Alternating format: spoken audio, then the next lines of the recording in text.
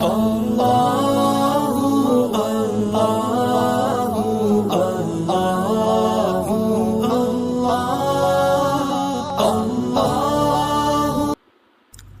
അലൈക്കും വറഹ്മത്തുള്ളാഹി വബറകാതുഹു.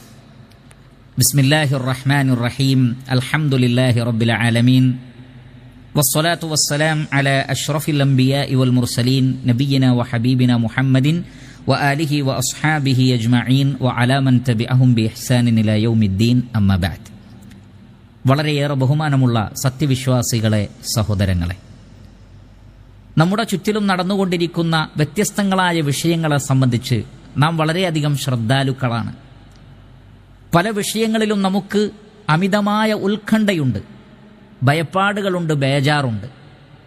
രാഷ്ട്രീയ രംഗത്ത് നടന്നുകൊണ്ടിരിക്കുന്ന കാര്യങ്ങൾ, നമ്മുടെ രാജ്യത്ത് നടന്നുകൊണ്ടിരിക്കുന്ന വർഗീയമായ വിഷയങ്ങൾ, മുസ്ലിമീങ്ങളുടെ അസ്തിത്വം തന്നെ ചോദ്യം ചെയ്യപ്പെടുന്ന കാര്യങ്ങൾ, മറ്റു അരാജകത്വങ്ങൾ, സകല മനുഷ്യരെയും ബാധിക്കുന്ന ഒട്ടനവധി പ്രശ്നങ്ങൾ, ലൈംഗിക അരാജകത്വങ്ങൾ, സത്യസന്ധത, അമാനത്ത് എല്ലാം നഷ്ടപ്പെട്ടു പോയ അവസ്ഥ, യുദ്ധങ്ങളുടെ ഭീതി, പുറത്താക്കപ്പെടുന്നതിൻ്റെ ചർച്ചകൾ, ഇങ്ങനെ തുടങ്ങി പല വിഷയങ്ങളെ സംബന്ധിച്ചും നാം സഗൗരവം ചർച്ചയിലാണ്. കള്ളക്കടത്ത്, അഴിമതി, ഭരണരംഗത്ത് പ്രവർത്തിക്കുന്ന ആളുകളുടെ തട്ടിപ്പുകൾ, വെട്ടിപ്പുകൾ തുടങ്ങി എല്ലാം പലപ്പോഴും ഈ വിഷയത്തിലൊക്കെ ബേജാറായി നമ്മൾ ജീവിച്ചുകൊണ്ടിരിക്കുകയാണ്. എപ്പോഴും യൂട്യൂബ് ചാനലിലാണ്, ഫേസ്ബുക്കിലാണ്, വാർത്തകൾ കേൾക്കുകയാണ്, അതേപോലെ തന്നെ വാട്സപ്പുകളിലൂടെ സന്ദേശങ്ങൾ കൈമാറുകയാണ്. വളരെ വലിയ ഉത്കണ്ഠയിലാണ്. ലോകത്തിൻ്റെ അവസ്ഥ എന്താണ്, നാടിൻ്റെ അവസ്ഥ എന്താണ് എന്നൊക്കെ ആലോചിച്ചുകൊണ്ട്. പക്ഷെ ഇത്തരം ചർച്ചകളൊക്കെ നടക്കുമ്പോഴും നമ്മൾ അറിയാതെ മറന്നുപോകുന്ന ഒരു വളരെ വലിയ ഒരു സംഭവമുണ്ട്. വളരെ വലിയൊരു സംഭവമാണത്, തുല്യതയില്ലാത്തൊരു സംഭവമാണത്. പക്ഷെ അതിനെ സംബന്ധിച്ച് പലപ്പോഴും നമ്മൾ ഉത്കണ്ഠപ്പെടാറില്ല. നമുക്ക് യാതൊരു ബേജാറും അതിനെ സംബന്ധിച്ചില്ല.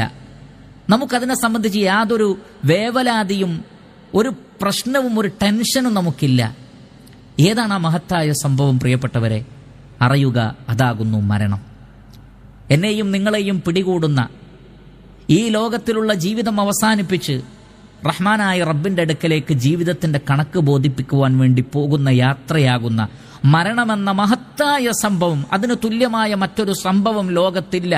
അതിന്റെ മുന്നിൽ മറ്റെല്ലാ മുസീബത്തുകളും നിസ്സാരമാണ്. പക്ഷെ അങ്ങനെയുള്ള ആ മരണത്തെ ഓർക്കുവാൻ, അതിനുവേണ്ടി ഒരുങ്ങുവാൻ, അതിനെക്കുറിച്ച് ബേജാറാകുവാൻ പലപ്പോഴും നമുക്ക് സമയം കിട്ടുന്നില്ല.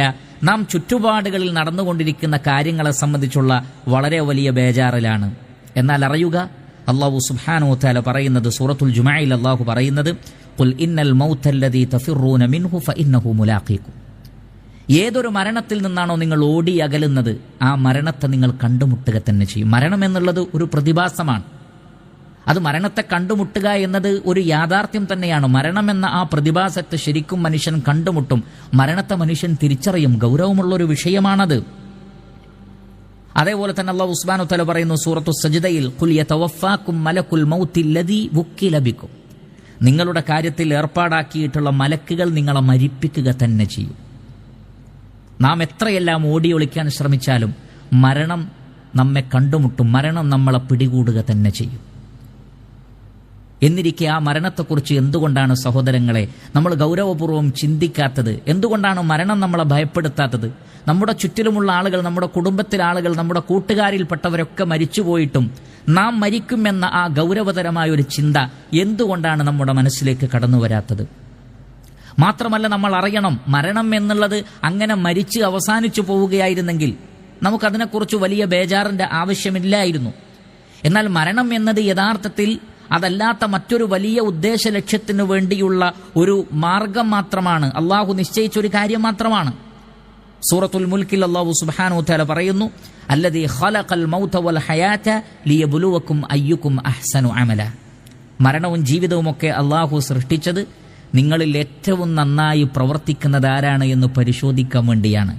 അപ്പോൾ അള്ളാഹു മരണം നിശ്ചയിച്ചത് നമ്മുടെ ജീവിതത്തിന്റെ കണക്ക് കൃത്യമായി അതിന്റെ ഹിസാബ് വിചാരണ നടത്തിയിട്ട് സ്വർഗാവകാശികൾക്ക് സ്വർഗവും നരകാവകാശികൾക്ക് നരകവും നൽകാനുള്ള ആ ഒരു ലോകത്തേക്കുള്ള യാത്രയുടെ തുടക്കമാണ് യഥാർത്ഥത്തിൽ മരണം. മഹ്ശറിൽ വിചാരണയ്ക്ക് വേണ്ടിയുള്ള ഒരു യാത്രയുടെ ഭാഗമാണ് മരണം. അതല്ല മരിച്ച് നമ്മൾ മണ്ണോട് മണ്ണായി തീരുകയായിരുന്നെങ്കിൽ ഒരു പ്രശ്നമുണ്ടാകുമായിരുന്നില്ല.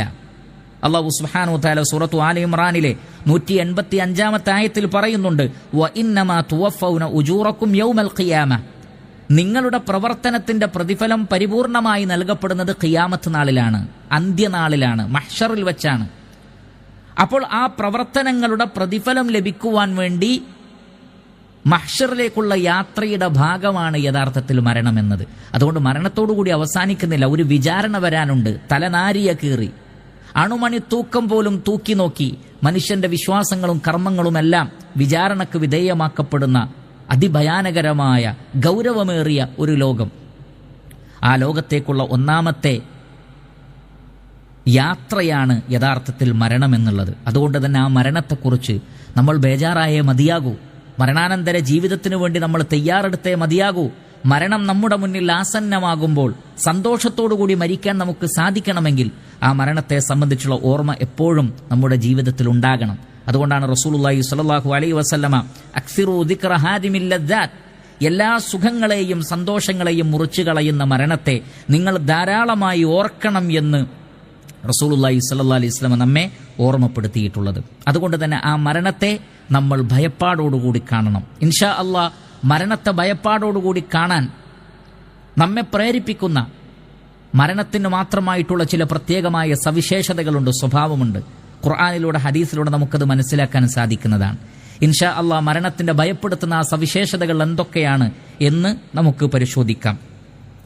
അതിൽ ഒന്ന്, എല്ലാവരും മരണപ്പെടും എന്നുള്ളതാണ് മരണത്തിന്റെ ഏറ്റവും പ്രധാനപ്പെട്ട ഒരു പ്രത്യേകത. കാരണം ഒരു നിലക്കും മരണത്തിന് വിവേചനമില്ല.